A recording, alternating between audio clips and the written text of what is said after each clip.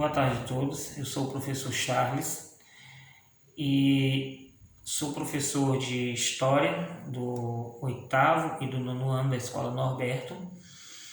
E o nosso assunto de hoje é a Revolução Industrial, assunto para o 8º ano, tá? E vocês podem estar acompanhando a partir da página 31 do nosso livro de História. Então vamos entender o que é essa Revolução Industrial.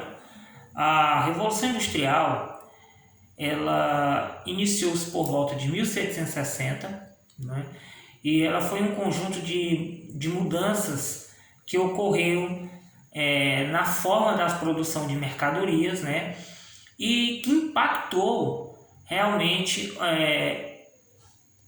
o modo de ser, de viver e de produzir e também de se relacionar uns com os outros, tá?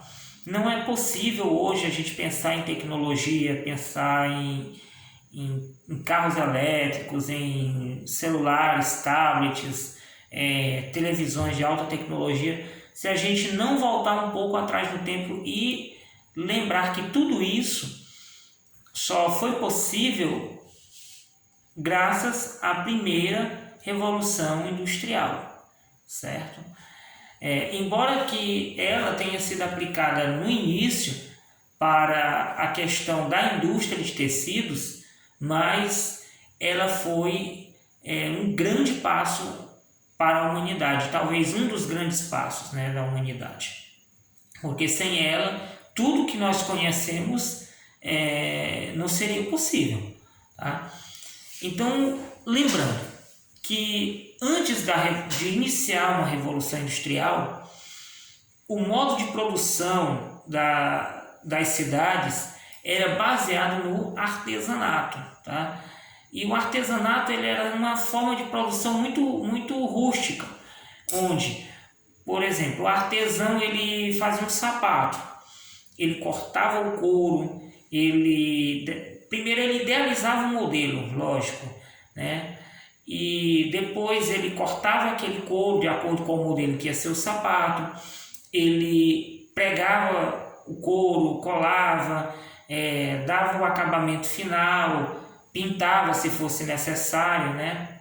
E lá no finalzinho ele revendia ou vendia para alguém, né? Ou o cliente que tinha encomendado, ou então para um fornecedor, né? de mercadorias para outros consumidores. É certo que o processo era todo feito por uma só pessoa e esse artesão ele tinha ali a sua casinha, a sua oficina, onde ele trabalhava com suas próprias ferramentas e seus materiais. Com o surgimento da indústria, as pessoas deixaram as oficinas e os galpões e foram trabalhar nas fábricas, certo? Já nas fábricas o processo é diferente. Cortava o couro, primeiro desenhava um modelo, sempre eu quero colocar o corte na frente, mas primeiro o modelo era desenhado, uma equipe desenhava aquele modelo, uma outra equipe cortava, outra colava, ou costurava, outra pintava, e lá no final alguém se responsabilizava para organizar por tamanhos e depois vender para o comércio, né? Uma loja ou até mesmo fornecedores de outros comerciantes. Então essa que era a forma. Uma questão também que a gente tem que notar é que nas fábricas tudo pertence ao dono da fábrica. A matéria-prima, o material, tudo era dele. E o trabalhador, ele recebia um salário para aquilo. Ele não era dono de nada. Ele ia lá, trabalhava e recebia o seu saláriozinho no final do mês, né? Um exemplo claro que nós podemos lembrar no dia de hoje ou perceber é as montadoras de veículos. Elas trabalham da mesma forma que as primeiras fábricas trabalhavam lá atrás. Uma equipe desenhava o modelo do carro e outra equipe ficava a cargo de montar os motores, de colocar as portas, outros bancos, até o carro chegar no modelo como a gente conhece, né? Um carro pronto e acabado, tá? Essa revolução industrial, ela aconteceu por quê? Quais foram essas causas? Primeiro, existia uma demanda crescente por consumidores de produtos, né? Então, quando se tem uma demanda alta, lógico que as fábricas ou as pessoas, né, encarregadas de produção de algum item de consumo, ela tem que aumentar a produção, né? Essa foi uma das primeiras causas. E países da Europa, eles faziam comércios com a América, com a África, com a Ásia.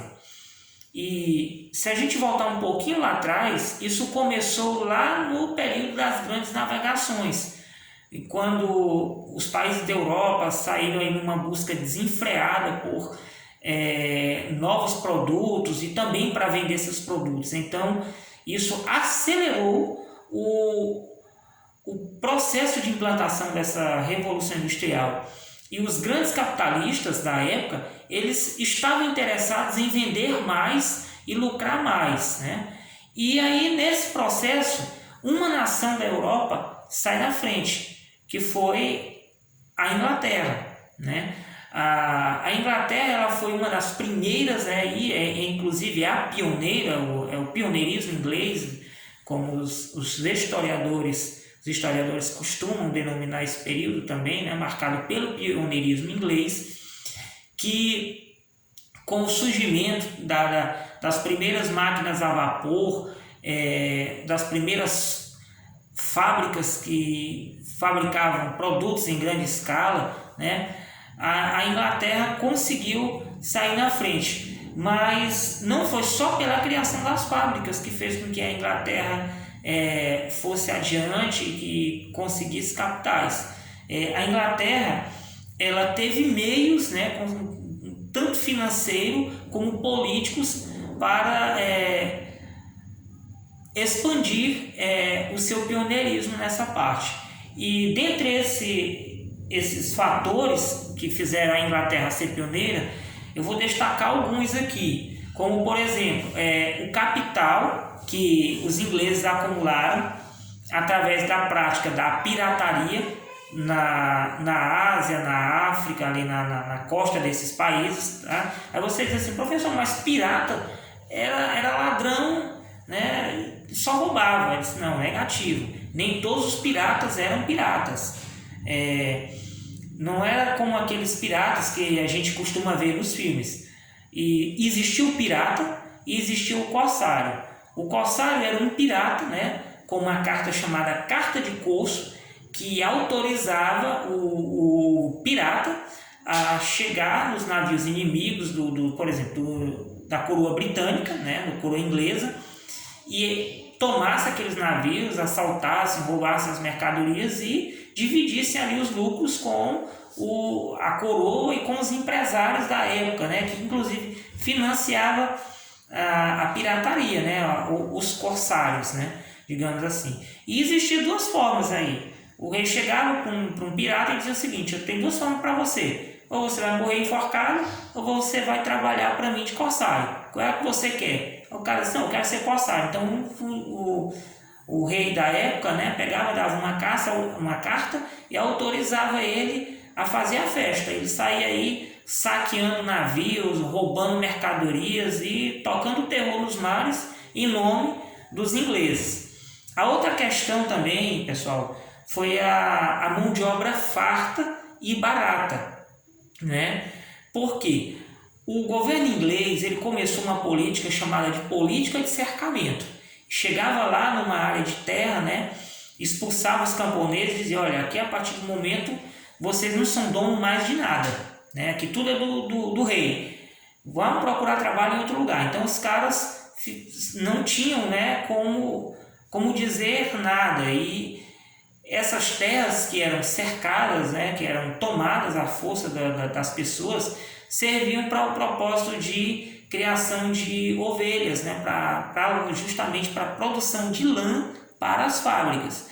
E o pobre trabalhador, dono daquela terra, ele não tinha para onde ir. Então ele só era tido como uma alternativa para ele. Era ir para a cidade procurar emprego numa fábrica, onde ele se sujeitava a horas de trabalho exaustiva e ali por um baixo salário, tá? Isso tudo aconteceu dentro desse período. Também outro fator interessante é que a Inglaterra ela possuía muitas minas de ferro e carvão, tá? O ferro é uma matéria essencial para a metalurgia e mais tarde para o aperfeiçoamento da indústria, né? E o carvão movia ali as máquinas a vapor, né? E isso fazia necessário para que as fábricas funcionassem, tá? Outro fator também foi a estabilidade política, né? A Revolução Gloriosa em 1688 ela trouxe ordem, ela trouxe estabilidade e criou condições para que a Inglaterra desenvolvesse aí o capitalismo, certo? Então, meus alunos, até aqui nós vamos ficar com essa primeira parte que vai do artesanato, vamos falar da maquinofatura, né? Falamos da maquinofatura e chegamos aí até o pioneirismo inglês, certo? Espero que tenham gostado e comentários nós vamos debater aí durante a aula. E um abração para vocês e fiquem com Deus.